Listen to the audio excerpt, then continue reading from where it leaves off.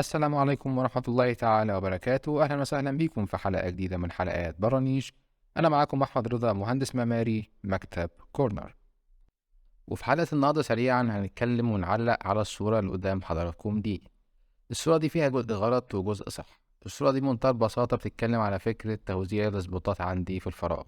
من الأخطاء الشائعة والمنتشرة إن إحنا ممكن نقع فيها إن إحنا بنوزع السبوتات بطريقة عشوائية، مش بنحترم خالص إيه الحاجات اللي موجودة تحت السبوتات دي أو السبوتات دي هتنور إيه بالظبط، ولكن إحنا بنعمل السقف بتاعنا وبعد كده بنوزع السبوتات بتاعتنا بشكل عشوائي.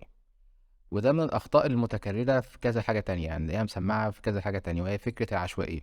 فكرة إن إحنا بنفصل كل عنصر لوحده من عناصر الديكور أو عناصر الديزاين نفسه بتاع الفراغ ده، سواء الفراغ ده معيشة، أوضة نوم، أيا كان إيه هو الفراغ ده. ولكن لازم نكون عارفين إن كل حاجة يا جماعة مرتبطة ببعضها. يعني ما ينفعش أشتغل إضاءة لوحدها مع نفسها، بعد كده أبدأ أفكر في الماتيريالز اللي هستخدمها أو الدهانات اللي هستخدمها شكلها عامل إزاي. بعد كده خلاص الدهانات طب خلاص بشوف بقى الأرضية هعمل فيها إيه. بعد كده أصل الحوايط هعمل فيها إيه. لأ، القصة دي مش هتنفع خالص يا جماعة، لأن كده الموضوع في الآخر هيبقى سمك لبن تمر هندي، أو هيبقى فيه عشوائية كبيرة جدا وفيه أخطاء ممكن تطلع أنت ما كنتش عامل حسابك عليها. وهنا بتيجي أهمية المهندس اللي هو المفروض موجود عندك في الموقع أو بيعمل لك الديزاين بتاعك ما قبل التنفيذ في الموقع. فكل حاجة مرتبطة ببعضها. يعني حالة زي اللي معانا النهاردة وهي فكرة توزيع السبوتات. هنا احنا وزعنا السبوتات بشكل عشوائي في الجزء اللي على اليمين، في جزء الصورة اللي على اليمين. ولكن اللي كان المفروض يحصل إن احنا نحترم البانوهات اللي موجودة على الحيط. الحيطة بتاعتنا فيها 3 بانوهات اللي هي في الوش دي، وكذلك الحيطة اللي على اليمين.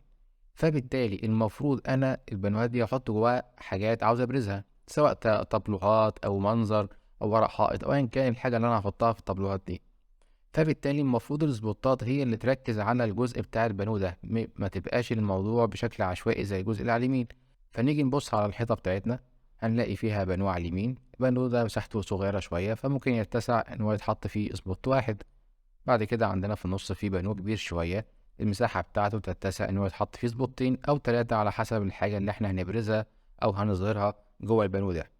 أما بالنسبة للبانو الموجود على الشمال فهو زي اللي على اليمين بالظبط، يتسع ليه سبوت واحد بس لأن مساحته مش كبيرة. وممكن على فكرة نستعيض عن فكرة السبوتين اللي على اليمين واللي على الشمال ونحط في البانوهات دي نفسها أباليك. الأباليك دي ممكن تنور لفوق أو تنور لتحت، فبالتالي في الحالة دي ممكن أصلا ميبقاش فيه سبوتات موجودة في البانو اللي على اليمين ولا البانو اللي على الشمال.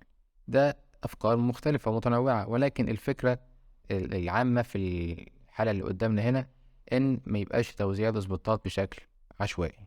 بس كده، دي كانت حلقة النهاردة، حلقة سريعة خفيفة كده، وإن شاء الله نشوفكم في حلقات جاية بإذن الله. سلام عليكم.